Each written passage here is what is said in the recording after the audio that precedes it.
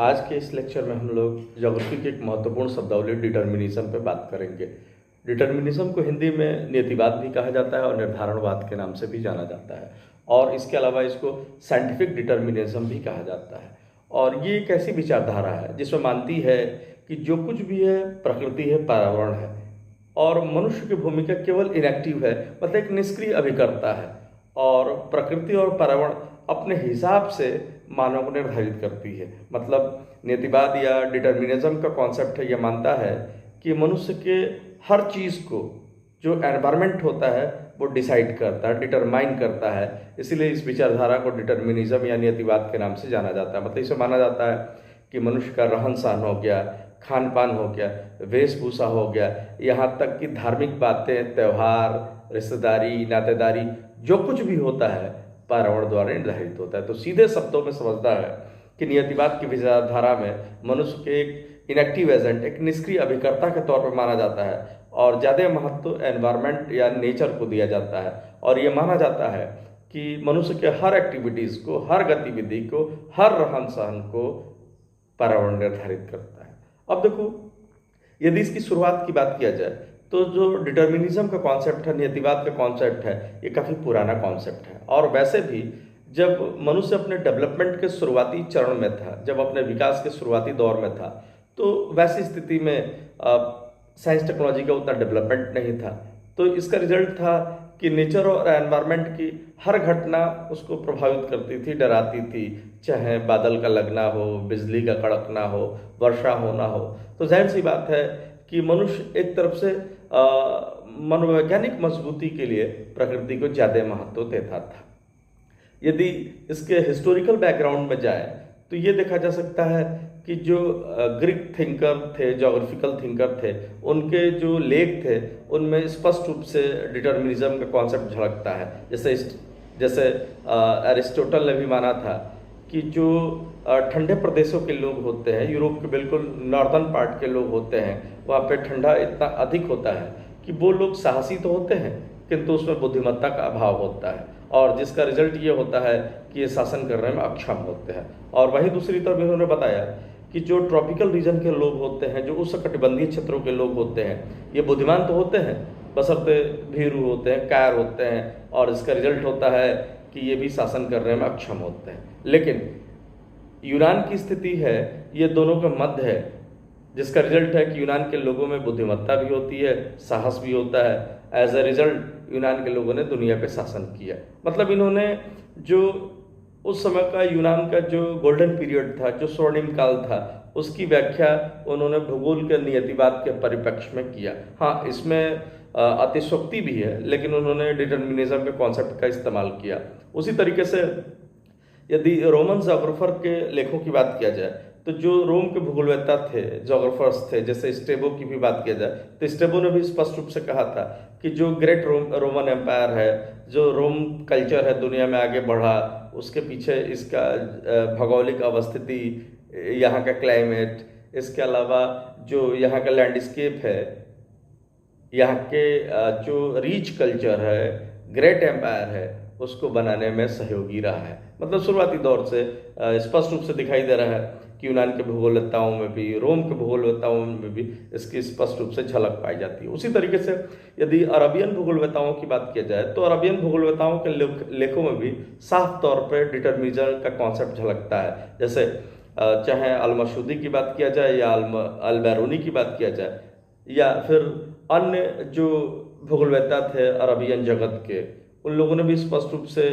Determinism को ही माना था। मतलब वो लोग भी ये मानते थे कि ह्यूमन एक्टिविटीज़ को स्पष्ट रूप से नेचर या एनवायरनमेंट निर्धारित करता है। हाँ, लेकिन निश्चित तौर पे जो डिटर्मिनिज्म की अवधारणा है, जो नियतिवाद की अवधारणा एक पुरानी अवधारणा है, लेकिन आधुनिक काल में इसको बिल्कुल क्लियर कट रूप से डिफाइन करने का काम जर्मन जोग्राफर रैटजेल ने किया था, और इन्होंने एक प्रसिद्ध पुस्तक लिखा था जिसका नाम एंथ्रोपोज ज्योग्राफी है। हालांकि इनके हर बुक में, हर लेखों में स्पष्ट रूप से नियतिवाद की झलक दिखाई देती है, बट एंथ्रोपोज ज्योग्राफी में इन्होंने स्पष्ट रूप से बताया है कि मनुष्य की हर गतिविधि को, रहन सहन को, खान पान को बिल्कुल एनवायरनमेंट ही निर्धारित करता है। और इन्होंने स्पष्ट रूप से कहा था कि समान पर्यावरणीय दशाएं समान जीवन पद्धति को जन्म देती है। और इसके लिए इन्होंने ब्रिटेन और जापान का उदाहरण भी दिया था कि दोनों लैटिट्यूड के एंगल से, अक्षांश के एंगल से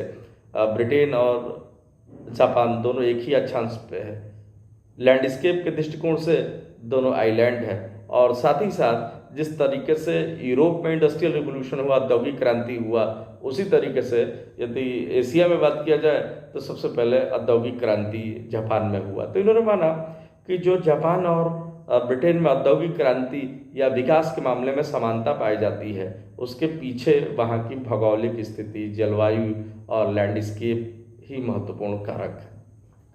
तो यही कारण है कि जो रैटजेल हैं, इनको the father of human geography के नाम से भी जाना जाता है, क्योंकि स्पष्ट रूप से जो पुरानी जो अवधारणा थी नियतिवाद की, डिटर्मिनिज्म की, उसको साइंटिफिक तौर पे इन्होंने प्रस्तुत किया था। और यहीं से डिटर्मिनिज्म के लिए साइंटिफिक डिटर्मिनिज्म या वैज्ञानिक नियतिवाद या कभी कभी इसको एनवायरमेंटल डिटर्मिनिज्म, पर्यावरणीय नियतिवाद के नाम से भी जाना जाता है। ये शब्दावली प्रचलित हो गई।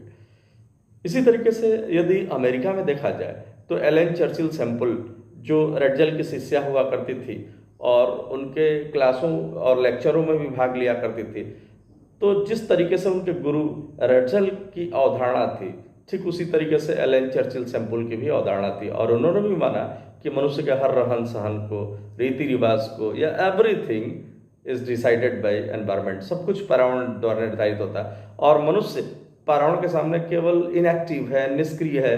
मीन्स जैसे है एनवायरनमेंट उसको डायरेक्शन देगा, जिस तरह की दिशा उसको पर्यावरण देगी, उसी तरीके से मनुष्य की दिशा स्वतः हो जाएगी। उन्होंने कहा भी था कि मनुष्य पृथ्वी का धूल है, धूल ही नहीं, धूल का धूल है। इसका मतलब है कि ह्यूमन एनवायरनमेंट के सामने नथिंग है, and everything of human beings is decided by directly nature and environment.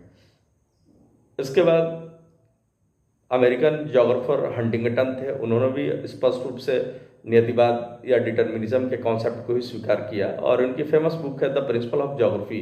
इसमें उन्होंने स्पष्ट रूप से नियतिवाद को माना है। लेकिन उन्होंने नियतिवाद में थोड़ा सा उनका हट के है। उन्होंने नियतिवाद में क्लाइमेट को अधिक महत्व दिया और माना, जैसे बाकी जो डिटर्मिनिज्म के समर्थक थे, उन्होंने एनवायरनमेंट के हर कंपोनेंट को माना, पर्यावरण के हर घटक को माना।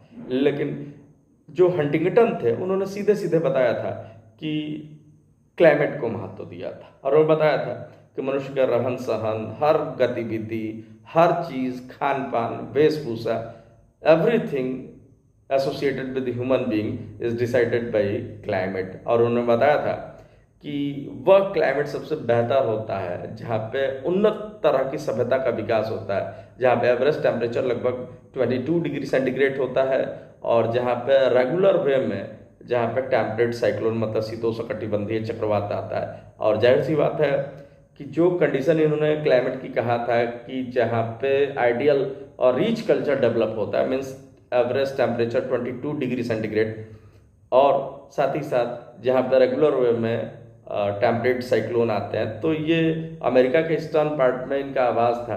तो एक तरफ से ये भी कहा जा सकता है कि इन्होंने अपने को ध्यान में रख के डिटर्मिनिज्म को अपने अनुरूप इन्होंने दिशा दिया है। हाँ, बाकी लोगों की तरह इन्होंने भी डिटर्मिनिज्म पर दिया, लेकिन आवश्यकता से अधिक इन्होंने क्लाइमेट फोकस करके इनका जो नियतिवाद का कॉन्सेप्ट था थोड़ा सा एकांगी हो गया।